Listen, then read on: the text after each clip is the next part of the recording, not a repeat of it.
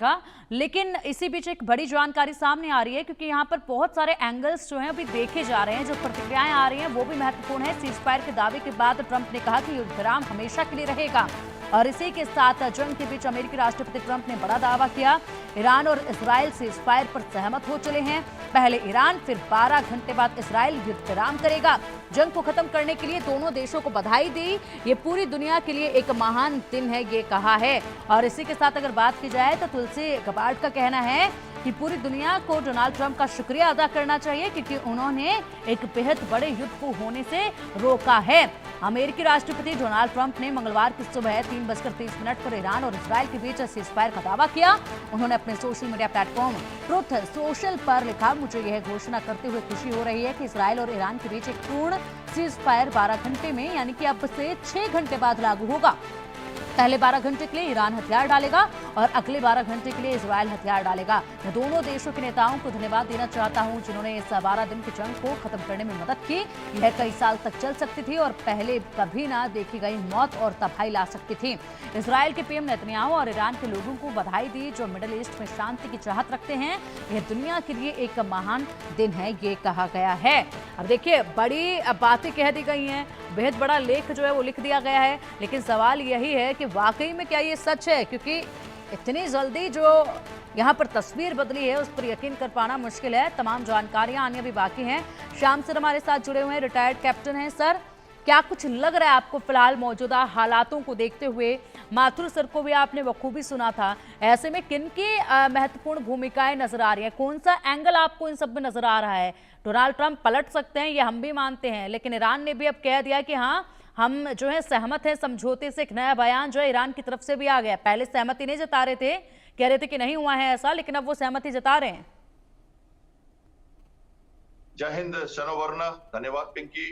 देखिए, 3 शब्दों में कहूं सीधा सीधा तो दंभ, दंड और द्वंद। फिर से कहता हूं, दंभ, दंड और द्वंद, इन तीनों की लड़ाई चल रही है। और कल रात से जो लगातार बदलती घटनाओं को हम देखकर आकलन कर रहे हैं, उसके हिसाब से ये लगता है कि ये तो वैसे एक सुनिश्चित दिशा में जा रहा है, जैसा कि एक नैरेटिव बनाया गया है इजराइल ईरान के 7-8 दिनों के बाद की जो बातें हम देखें। चाहे तो अगर हम ट्रंप की बातें देखें, उनका लगातार डाइवर्जनरी टैक्टिक्स जो ये यूज करते हैं, डिकॉयज सोशल मीडिया के थ्रू जो यूज करते हैं, उसका एक बेहतरीन नमूना फिर से उन्होंने दिया है। और बड़े ही सावधानी के साथ द्वंद, मैंने लास्ट वर्ड कहा है, दंड चल रहा है फिलहाल। देखना यह है कि इजराइल क्या कहता है। ईरान तो दूसरे ही दिन ईरान के विदेश मंत्री ने इजराइल से अपील किया था कि आप अगर ये लड़ाई रोकते हैं तो हम तैयार हैं। इजराइल की मंशा, इजराइल की ऑब्जेक्टिव, लड़ाई उसने शुरू की है। हमें ये समझना चाहिए कि उसके अस्तित्व को खतरा, उसकी सभ्यता को खतरा क्या अब खत्म हो जाएगा? क्या उसने जो ईरान की न्यूक्लियर पावर को रोक दिया, एक यस, और दूसरा मिसाइल्स की जो खेप है उसको बर्बाद कर दिया, यस, और तीसरा रेडिकलाइजेशन और ये जो लेटेंट थ्रेट जो रहेगा फिलहाल ईरान की तरफ से लगातार उसके अस्तित्व के लिए, क्या वो उसने मिटा दिया है उस खतरे को? क्या वो एक सेफ सिचुएशन में आ गया है? क्या इसीलिए इतना बड़ा तमाशा शुरू किया गया था?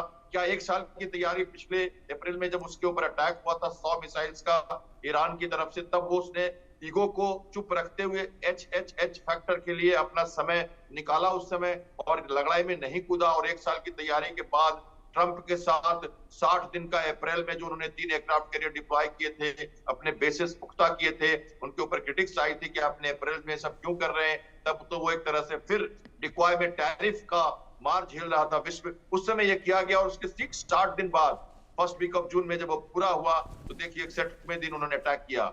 लंबी तैयारी थी, तो ये क्या सब हो गया है? तो क्या ये द्वंद नहीं आता अभी? और पिछली रात जो बदला लिया ईरान ने, ऑप्शन से उसके हॉर्मुज को बंद करना, शिप्स पे अटैक करना, अमेरिका के साई वारफेयर करना, अमेरिका के लैंड में जाके, ये सारे ऑप्शंस को छोड़ के उसने मिडिल ईस्ट के बेसिस को तबाह किया, जो कि बहुत ही खतरनाक मोड़ था। और नाम रखा बरकत अल फतह, जो कि बहरीन का एक जबरदस्त सबसे बड़ा उनका एक वन ऑफ द बड़ा मॉस्क है, और जहां पे सुन्नी की फैमिली की सरकार है लेकिन ज्यादा शिया लोग रहते हैं। तो एक रिलीजियस ग्राउंड देके ईरान ने मारा जरूर, लेकिन सोवरेन स्टेट पे मारा, और उसका कतार ने जवाब दिया। जो हमने अकलन में पहले कहा था कि यही होने वाला है कि बेसिस जो है वो सोवरेन स्टेट्स के अंदर है और उनको उसने एक्चुअली तबाही की। और इसके ऊपर ये बड़ा पत्ता था ईरान का, और उसके ऊपर अमेरिका के राष्ट्रपति को रात को मीटिंग करनी पड़ी, क्योंकि ये, और उन्होंने रिस्ट्रेन दिखाया। ये मैंने कल ये डिस्कशंस में हमने ये इसके बारे में बात की थी कि उनको बहुत मुश्किल होगी अगर ये नया फ्लैंक खोला है ईरान ने। इजराइल चुप है, इजराइल तो मारने की स्थिति में है, क्योंकि उसे बहती गंगा में और हाथ धोना है। तो इसलिए ये देखिए इनिशिएटिव जो है कि पहले आप रोको फिर हम रोकेंगे। जब वो पहले रोकेंगे और इस बीच में 12 घंटे में क्या होगा, ये बहुत बड़ी बात है। बिल्कुल क्या ही बिल्कुल मैंने